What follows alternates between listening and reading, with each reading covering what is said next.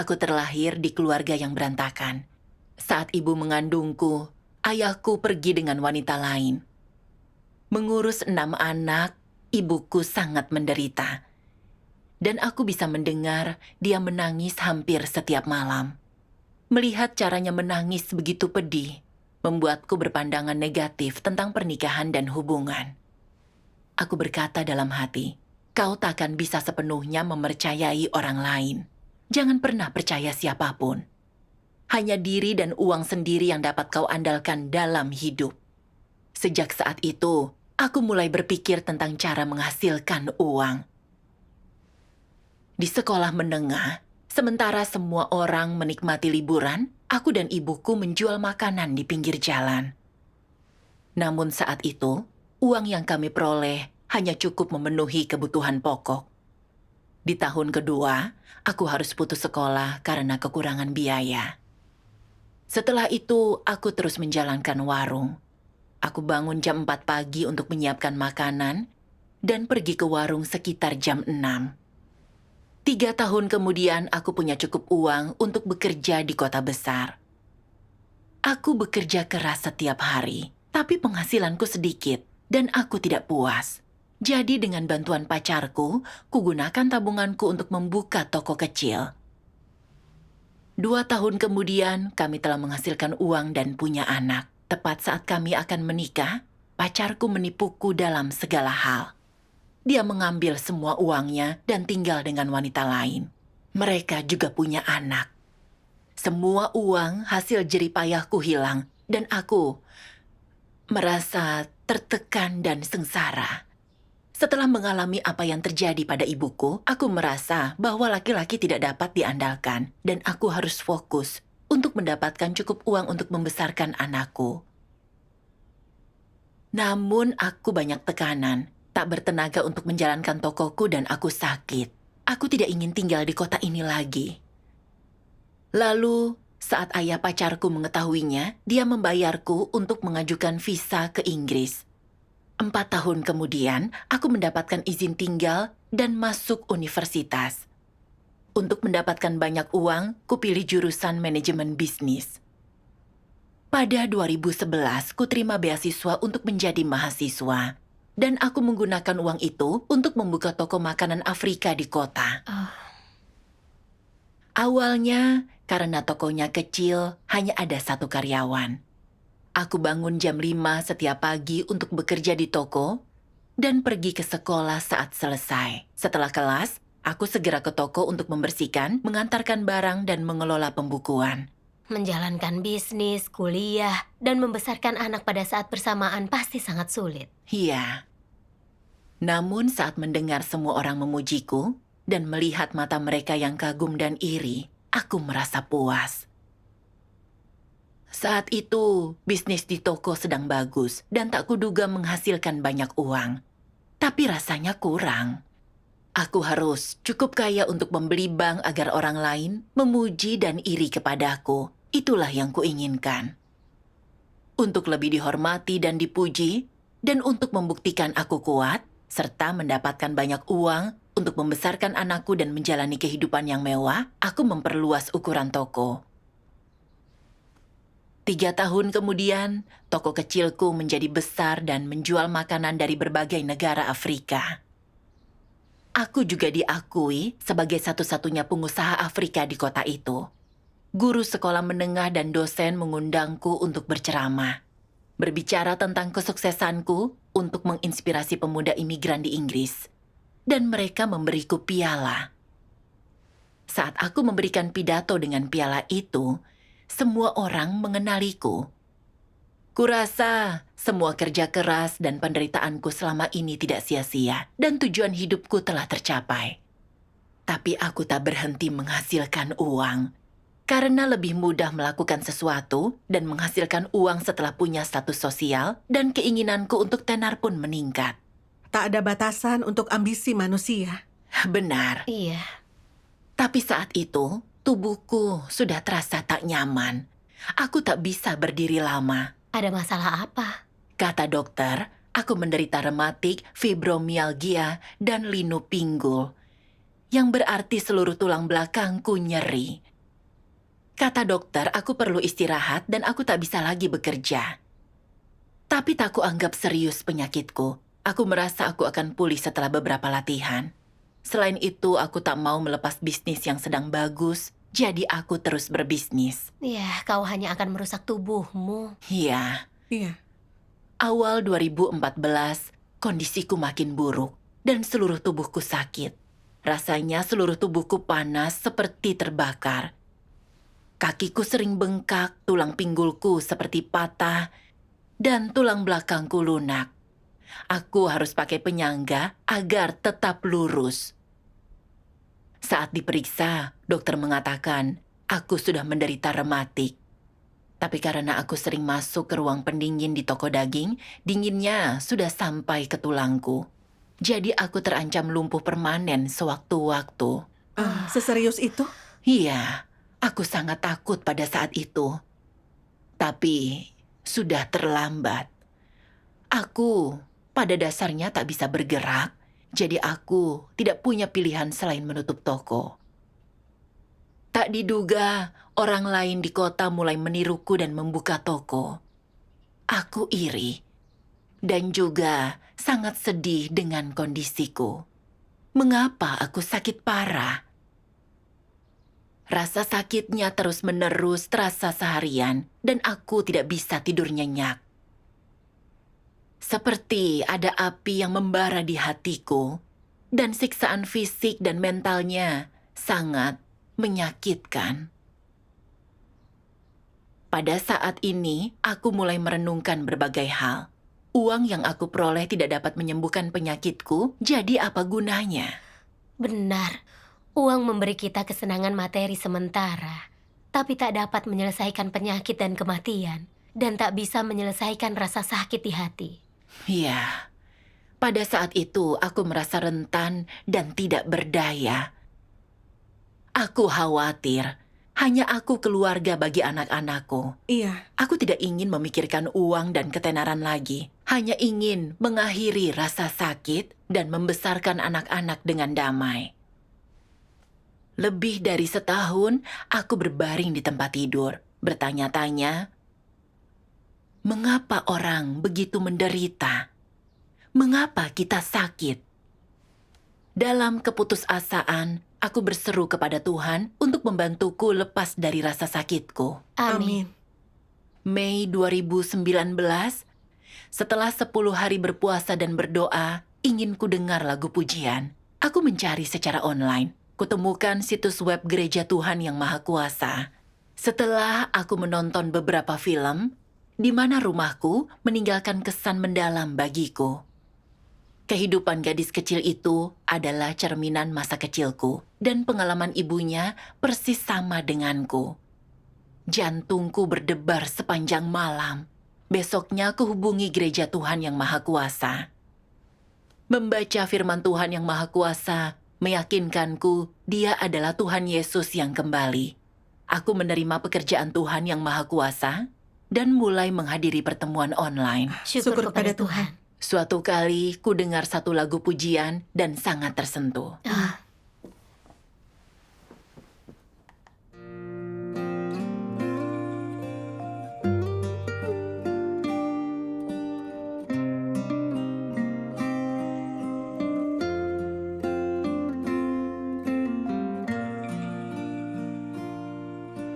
若不是神拯救我，我仍在世界漂流，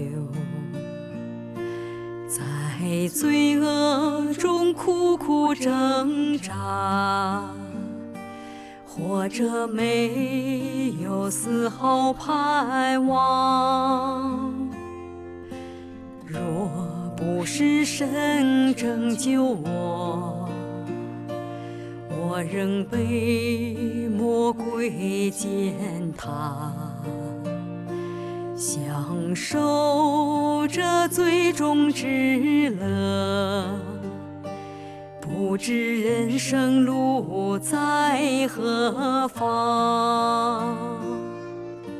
是全能神怜悯我，话语声声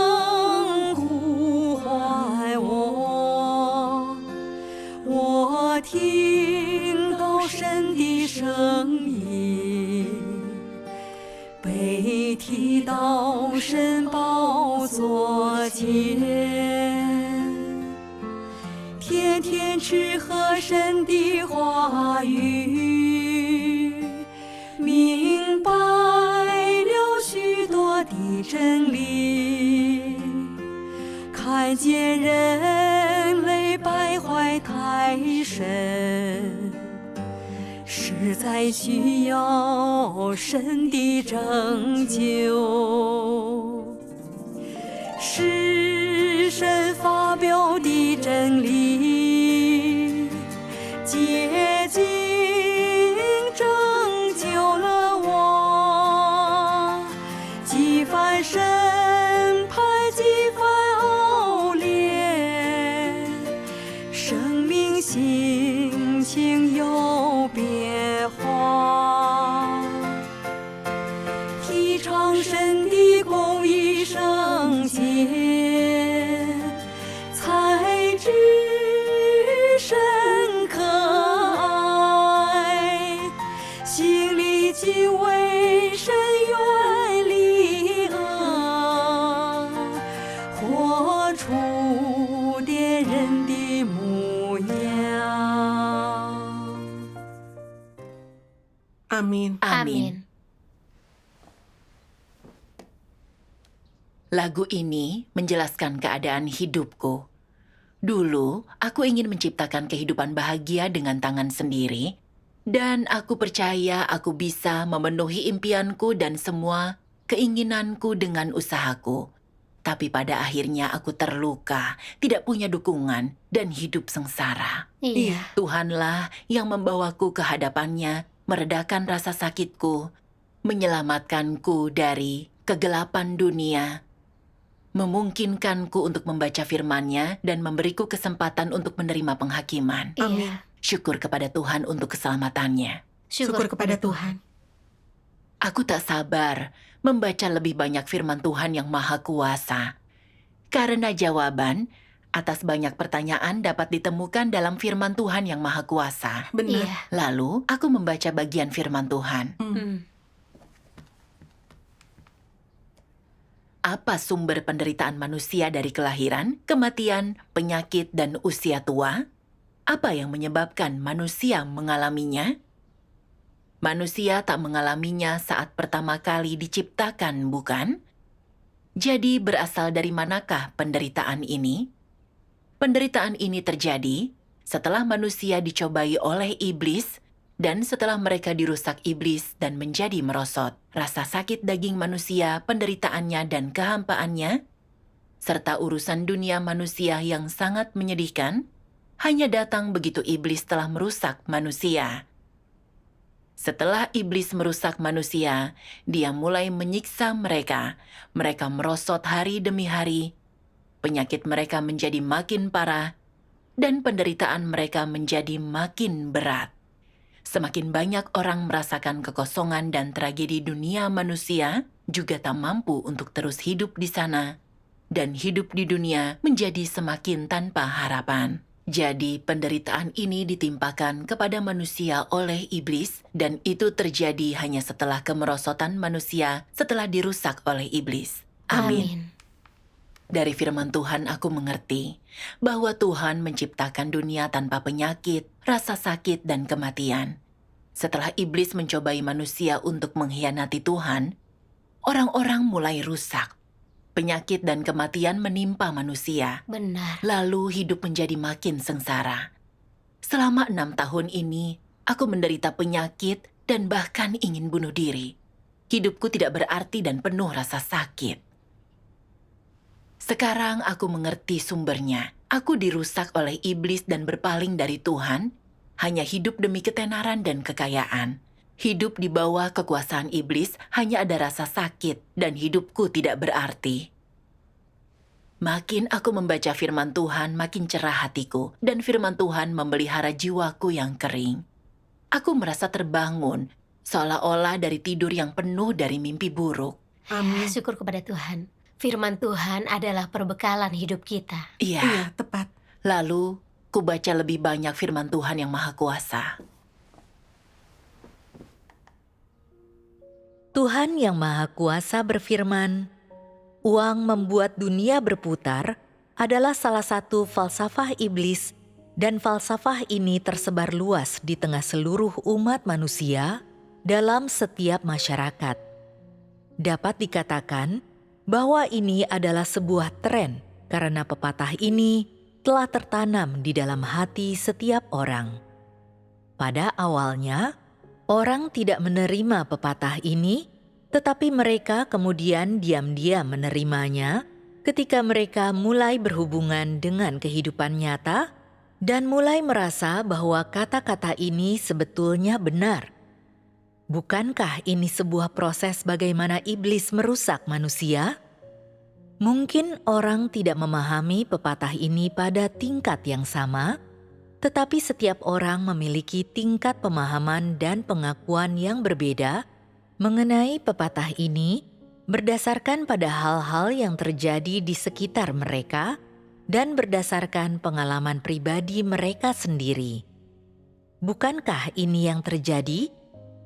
Terlepas dari seberapa banyak pengalaman yang dialami seseorang dengan pepatah ini, apa efek negatif yang dapat ditimbulkan pepatah ini dalam hati seseorang?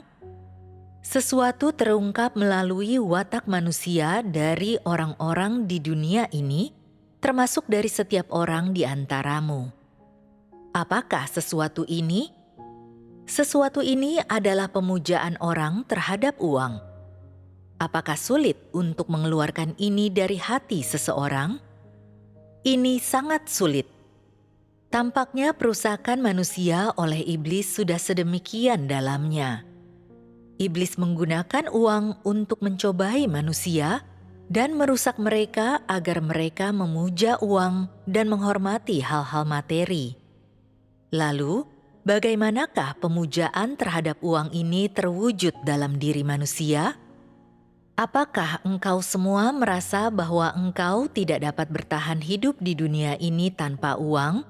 Bahwa satu hari saja tanpa uang tak mungkin bagimu? Status orang didasarkan pada berapa banyak uang yang mereka miliki, dan begitu pula kehormatan mereka. Punggung orang miskin membungkuk malu, sementara orang kaya menikmati status tinggi mereka. Mereka berdiri tegak dan bangga, berbicara keras-keras dan hidup dengan congkak. Apa yang ditimbulkan oleh pepatah dan tren ini terhadap manusia? Bukankah banyak orang mengorbankan apapun demi mendapatkan uang? Bukankah banyak orang kehilangan martabat dan kejujuran mereka demi mendapatkan lebih banyak uang? Bukankah banyak orang kehilangan kesempatan untuk melaksanakan tugas mereka dan mengikut Tuhan karena uang? Bukankah kehilangan kesempatan untuk memperoleh kebenaran dan diselamatkan adalah kerugian terbesar bagi manusia? Bukankah iblis itu jahat, menggunakan cara dan pepatah ini untuk merusak manusia sampai tingkat seperti itu? Bukankah ini tipu muslihat yang jahat? Ketika engkau berubah dari keberatan dengan pepatah populer ini, hingga akhirnya menerimanya sebagai kebenaran, hatimu jatuh sepenuhnya ke dalam cengkraman iblis, dan karena itu, tanpa kau sadari, engkau mulai hidup berdasarkan pepatah itu. Sampai sejauh mana pepatah ini telah memengaruhimu? Engkau mungkin tahu jalan yang benar, dan engkau mungkin mengetahui kebenaran, tetapi engkau tidak berdaya untuk mengejarnya. Engkau mungkin tahu dengan jelas bahwa firman Tuhan adalah kebenaran, tetapi engkau tidak mau membayar harga atau menderita demi memperoleh kebenaran. Sebaliknya, engkau lebih suka mengorbankan masa depan dan takdirmu sendiri untuk menentang Tuhan sampai akhir. Apapun yang Tuhan firmankan, apapun yang Tuhan lakukan, baik engkau memahami betapa dalam dan betapa besar kasih Tuhan kepadamu atau tidak, engkau dengan keras kepala bersikeras menempuh jalanmu sendiri dan membayar harga demi pepatah ini. Artinya, pepatah ini telah menipu dan mengendalikan pemikiranmu, pepatah ini telah mengatur perilakumu, dan engkau lebih suka membiarkannya mengatur nasibmu daripada mengesampingkan pengejaranmu akan kekayaan. Bahwa orang dapat bertindak demikian, bahwa mereka dapat dikendalikan dan dimanipulasi oleh perkataan iblis, bukankah ini berarti mereka telah ditipu dan dirusak oleh iblis? Bukankah falsafah dan pola pikir iblis serta watak iblis telah berakar dalam hatimu? Ketika engkau secara membabi buta mengejar kekayaan dan meninggalkan pengejaran akan kebenaran, bukankah iblis telah mencapai tujuannya untuk menipumu? Inilah yang sebenarnya terjadi. Amin. Firman Tuhan ini luar biasa, mengungkapkan dengan jelas cara iblis merusak dan menyakiti manusia. Iya. Setelah membaca firman, aku paham. Uang bukan segalanya, tapi tanpa uang kau tak bisa apa-apa. Dan uang membuat dunia berputar. Yang selama ini kuyakini sebenarnya adalah filosofi iblis. Hal itu telah mengakar di hatiku dan menguasai pikiranku. Sehingga aku selalu saja memikirkan uang. Menganggapnya hanya itu alasanku untuk hidup, berpikir itu akan memberiku kebahagiaan dan kehormatan, jadi aku mati-matian mengejar uang. Untuk mendapatkan banyak uang, dihormati dan menjalani kehidupan yang baik, aku bekerja keras tanpa henti sampai hampir lumpuh dan kehilangan nyawa. Inilah konsekuensi menerima dan dikendalikan oleh filosofi iblis. Benar. Iya. Meskipun tahu Tuhan ada, aku tak bisa mengikuti Tuhan dan melangkah di jalan yang benar. Karena kata-kata dan filosofi iblis mengendalikanku, mereka menjauhkanku dari Tuhan dan hidup hanya memuaskan daging. Berkat bimbingan firman Tuhan, aku sadar aku salah jalan. Iya. Iya, Lalu, ku baca bagian lain firman Tuhan dan menemukan jalan keluar dari rasa sakitku. Tuhan Yang Maha Kuasa berfirman, "Karena orang tidak mengakui pengaturan Tuhan dan kedaulatan Tuhan, mereka selalu menghadapi nasib dengan menentang dan dengan sikap memberontak, dan mereka selalu ingin menyingkirkan otoritas dan kedaulatan Tuhan dan hal-hal yang telah ditentukan sebagai nasib mereka, berharap dengan sia-sia untuk mengubah keadaan mereka saat ini dan mengubah nasib mereka. Namun, mereka tidak pernah bisa berhasil dan mereka gagal pada setiap kesempatan. Pergumulan ini yang terjadi jauh di dalam jiwa seseorang mendatangkan rasa sakit mendalam yang terasa seakan tulang-tulang mereka telah diukir pada saat hidup mereka digerogotinya. Apa penyebab kesakitan ini? Apakah karena kedaulatan Tuhan, ataukah karena seseorang dilahirkan tidak beruntung? Jelaslah bahwa keduanya tidak benar. Pada dasarnya, ini disebabkan oleh jalan yang orang ambil, cara-cara yang mereka pilih untuk menjalani hidup mereka. Ada cara yang sangat sederhana untuk membebaskan diri seseorang dari keadaan ini, yakni mengucapkan selamat tinggal pada cara hidupnya yang lama, pada tujuan hidupnya yang lama, merangkum dan menganalisis gaya hidup, pandangan hidup, pengejaran, hasrat, dan cita-cita mereka yang sebelumnya.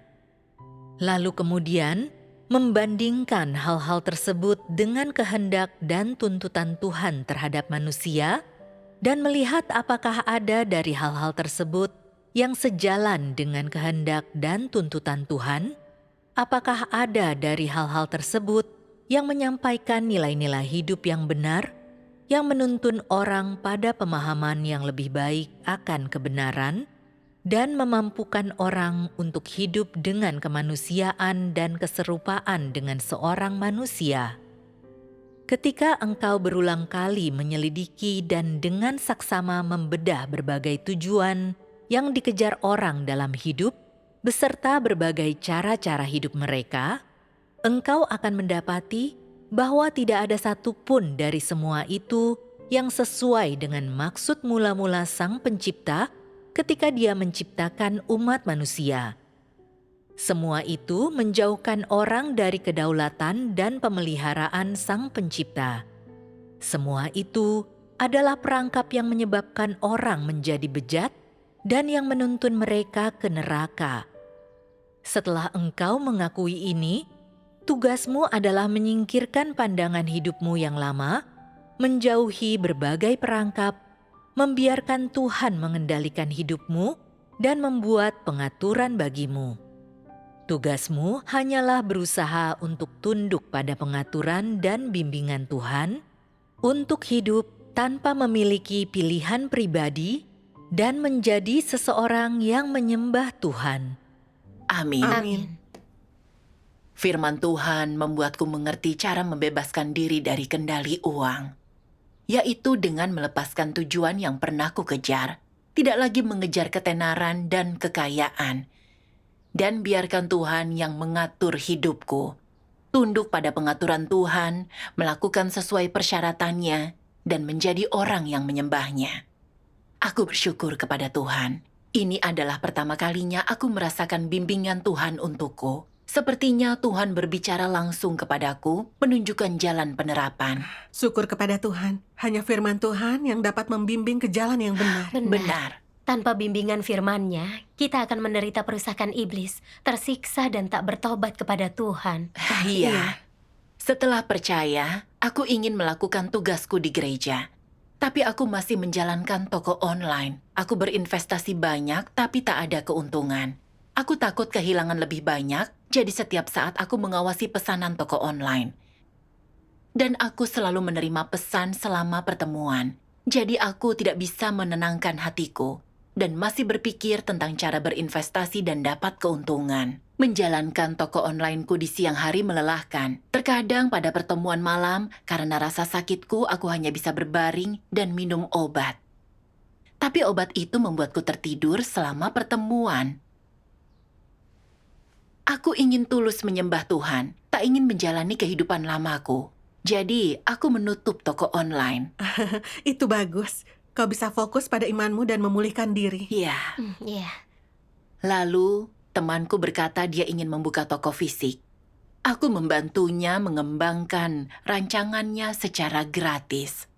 Dia menyukainya dan ingin bekerja denganku. Dia ingin aku yang mengemas dan dia mengirim barang, dan kami bagi rata uangnya. Aku tergoda. Ini kesempatan bagus untuk menghasilkan banyak uang, dan banyak ide langsung muncul di benakku. Malam itu saat berdoa kepada Tuhan untuk merenung, aku sadar keserakahanku akan uang tersingkap lagi.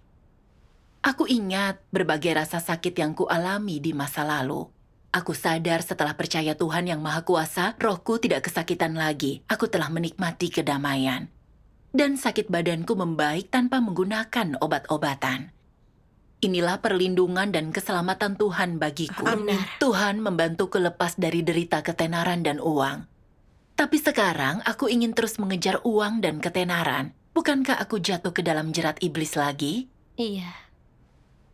Aku tahu aku harus menolak pekerjaan dari temanku, tapi tetap belum bisa melepaskan sepenuhnya. Lalu ku baca firman Tuhan dan menemukan jalan pengamalan. Orang-orang menghabiskan hidup mereka mengejar uang dan ketenaran. Mereka meyakini hal-hal ini, menganggap hanya ini sarana pendukung mereka. Seakan dengan memiliki hal-hal tersebut, mereka bisa terus hidup, bisa terhindar dari kematian. Namun saat hampir meninggal, barulah mereka sadar betapa jauhnya hal-hal itu dari mereka.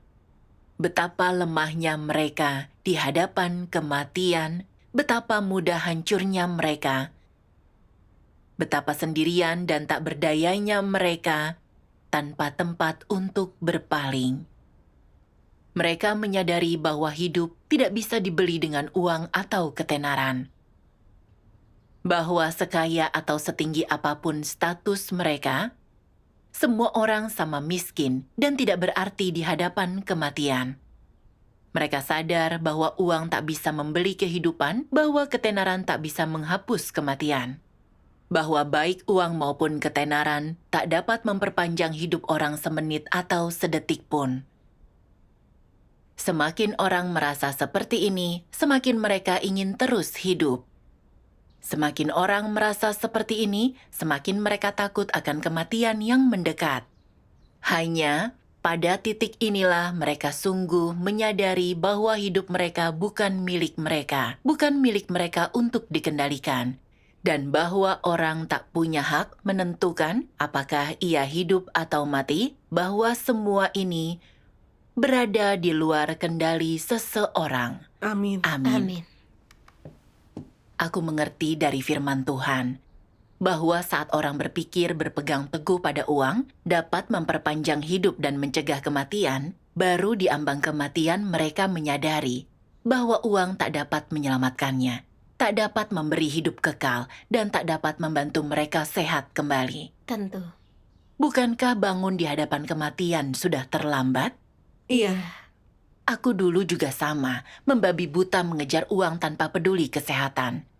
Dokter menyuruhku istirahat, tapi aku takut tak dapat uang, jadi aku kerja saat sakit.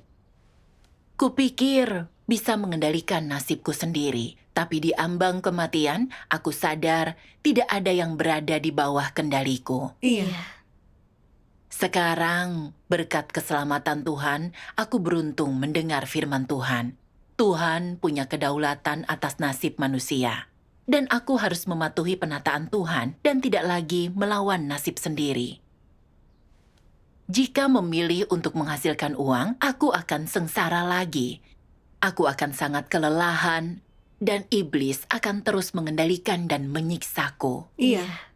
Saat itulah aku menyadari ini adalah pencobaan iblis untukku. Iya. Seorang teman datang kepadaku membawa ide bisnis. Dia menanam investasi dan bersedia berbagi hasil yang sama. Tawaran itu sangat menggiurkan. Iblis gunakan ini untuk membuatku jatuh kembali ke dalam jerat uang dan ketenaran. Dan bodohnya aku ingin kembali ke kehidupan lamaku yang penuh kesengsaraan. Berarti termakan tipu daya iblis. Iya. Aku berdoa, aku ingin mengesampingkan semuanya dan melakukan tugasku. Amin. Setelah berdoa, aku merasa tenang. Rasanya seperti dibebaskan dari beban yang berat. Syukur kepada Tuhan. Selama 3 hari ke depan, aku menjaga diri dari pusaran ketenaran dan kekayaan. Amin. Berdoa memberimu kekuatan. Iya. Ku beranikan diri menolak bekerja dengan temanku. Tapi dia membujukku. Sekarang kau hidup dari bantuan pemerintah. Ini tak cukup bagimu. Ini bukan Nina yang ku kenal. Ku bilang, memang benar, aku bukan Nina yang dulu. Ku terima pekerjaan Tuhan di akhir zaman dan memahami kebenaran. Tuhanlah yang menyelamatkanku dari rasa sakit. Rumah sakit berkata, penyakitku tak dapat disembuhkan dan mereka menyerah. Obat penenang pun tak meredakan rasa sakitku. Tapi saat ku baca firman Tuhan, rasa sakitku secara tidak sadar mereda. Jika aku tinggalkan gereja dan kembali ke dunia, aku tetap sakit. Aku tidak ingin terus begitu. Amin. Aku juga berkata, kau cari saja orang lain. Jika kau butuh bantuan, aku dapat memberimu saran. Dia datang kepadaku beberapa kali, hingga menyadari bahwa aku tidak bisa dibujuk. Syukur kepada Tuhan. Sekarang, kulakukan tugasku di gereja, dan aku merasakan kebebasan dan kedamaian. Rasa sakit fisikku telah berkurang 70%, dan aku bisa berjalan dan memasak. Tapi yang terpenting, aku bisa melakukan tugasku di gereja. Syukur kepada Tuhan, karena menyelamatkanku dari kendali uang dan mengubah arah hidupku. Syukur kepada Tuhan. Aku mengerti sekarang bahwa mengetahui kedaulatan Tuhan, menyembah dan mengamalkan firman Tuhan adalah hal yang paling berarti dan berharga dalam hidup. Amin. Amin. Meskipun penyakitku membuatku kesakitan, itu juga merupakan berkat bagiku. Iya. Benar. Ini memberiku kesempatan untuk kembali kepada Tuhan dan mendapat keselamatannya. Hal yang tidak dapat dibeli dengan uang. Amin. Syukur kepada Syukur Tuhan kepada yang Maha Tuhan. Kuasa. Hanya dengan datang ke hadapan Tuhan kita dapat